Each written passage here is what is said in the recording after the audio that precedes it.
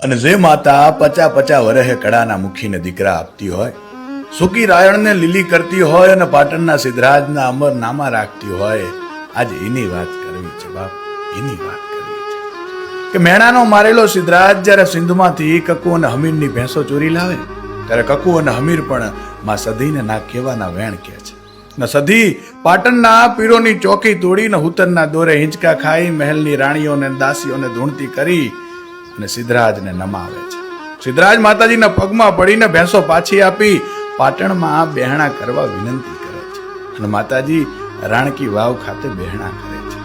વીરભણ રાવણને ખબર પડી કે માતાજી સિંધથી રિસાઈને પાટણ આવ્યા છે તો એ 2 મહિના સુધી એક પગે માતાજીની ભક્તિ કરે છે અને માતાજી પ્રસન્ન થતા તેમને પોતાની સાથે ગામ આવવા અરજી કરે છે.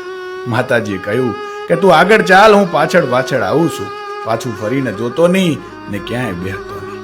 પણ વીરભણ રાવણ આગળ જતા એક સૂકા રાયણના ઝાડે ચલમ પીવા ઉભો રહે છે અને નીંદર આવી જાય છે. માતાજી પણ ત્યાં જ કાયમના માટે બહેણા કરે છે. આજ પણ માતાજીનું કડા ખાતેનું એ મંદિર આ લોકકથાની સાક્ષી પૂરે છે. જય મા સધી.